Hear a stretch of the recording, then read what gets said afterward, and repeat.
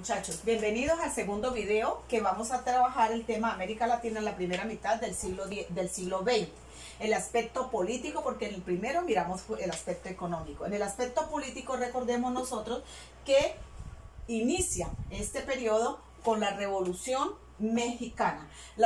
Para entender la Revolución Mexicana debemos entender dos cosas primeramente. Primero, la latifundio y segundo, el imperialismo.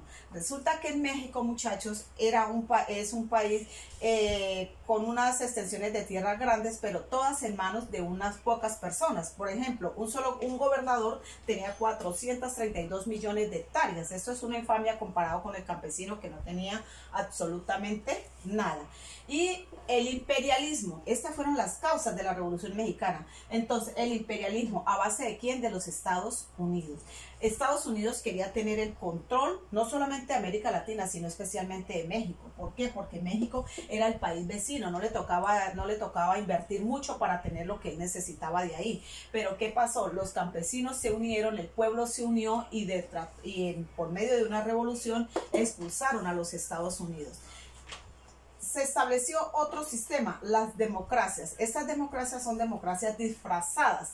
¿Disfrazadas por qué? Porque realmente las democracias nunca existieron. Las democracias donde la libertad y la igualdad, pues nosotros nos hemos dado cuenta que el partido político o las constituciones latinoamericanas se hicieron basadas en el modelo liberal, pero resulta que ese modelo liberal que era basado en la libertad y la igualdad, pues fue adaptado a estos contextos donde nada de eso sucedió. Por el contrario, o sea, las personas fueron más esclavas después de la independencia que antes de la independencia. Entonces, estos países que vieron estas democracias disfrazadas fue Chile, Uruguay y Argentina. Colombia merece un capítulo aparte. ¿Por qué? Porque Colombia o eran liberales o eran conservadores. Y entonces sobre eso se dio la primera guerra, la guerra de los 1000 días, que eso ya más adelantico lo vamos a ver, ya el caso especial de Colombia. Aquí en las dictaduras y los gobiernos oligárquicos. ¿Dónde se dieron las dictaduras? ¿O qué es una dictadura? Una dictadura es cuando una sola persona tiene el control económico, político, social, cultural, religioso, absolutamente todo. Todo se basa, hagan de cuenta, ¿recuerdan cuando estudiamos allá lo del socialismo en la Unión de Repúblicas Soviéticas? Pues Cuba estableció ese mismo sistema. Eso es una dictadura. Una dictadura es cuando el gobierno es vitalicio. Es vitalicio y no existen cambios sino solamente lo que él diga. La gente que no está de acuerdo con ese sistema o sencillamente o se adapta o desaparece el sistema, pero usted no tiene opciones no hay libertad, en otras palabras. Especialmente esas dictaduras se dieron en el Caribe. En Nicaragua, en México también trató de establecerse una dictadura, pero fue derrocada por la Revolución Mexicana. El Salvador también.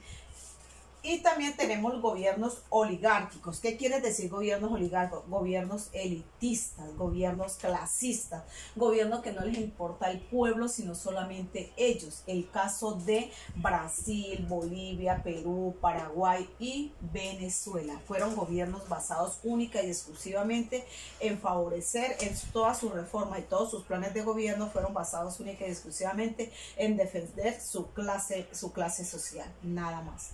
Bueno, muchachos, esperamos que esto les haya... perdón. Y Cuba. Cuba tiene una situación, una característica especial. Resulta que Cuba, Estados Unidos quería hacer lo mismo que tenía con México, el patio trasero de su casa. Cuba es un país muy rico en la caña de azúcar, allá fabricaban el tabaco, el aguardiente. Entonces allá tenían los señores industriales de los Estados Unidos, tenían sus plantaciones, allá ellos eran dueños de las plantaciones. Recuerden las economías de enclave, ellos tenían todas sus haciendas, sus francachelas, era como un centro de prostitución lo que ellos tenían en Cuba.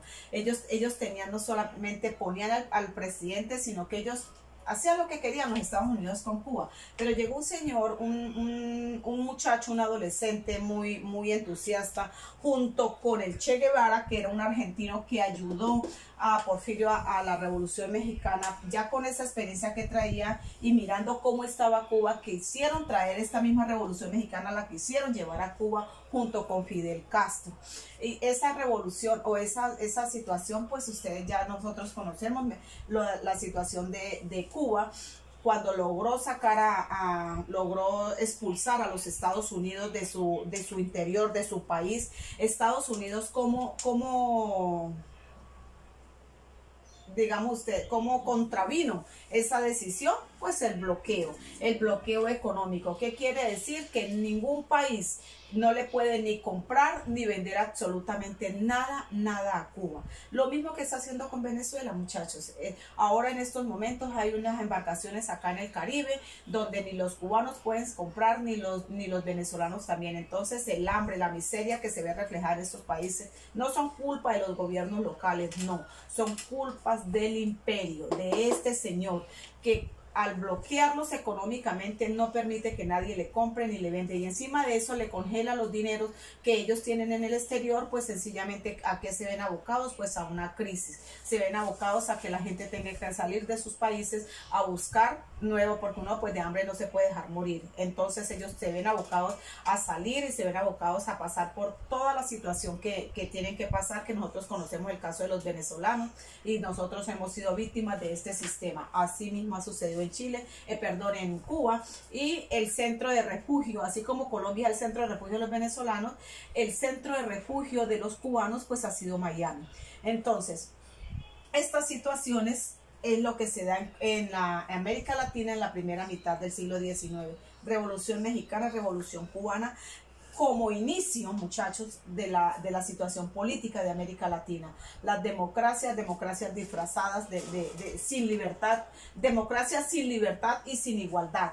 Las dictaduras, gobiernos dictatoriales que llegaron al poder y se ubicaron ahí y no les importó absolutamente nada más. Y los gobiernos oligárquicos, que son los mismos gobiernos clasistas, los únicos gobiernos que benefician. O sea, nosotros, democracia como tal, ni ha habido ni hay en ninguna parte, muchachos. La democracia no es solamente ir a meter el dedito allá o elegir un presidente, elegir el gobernador, elegir el alcalde, el gobernador. No, la democracia, recuerden ustedes, eso es la libertad y la igualdad, y de eso no hay nada.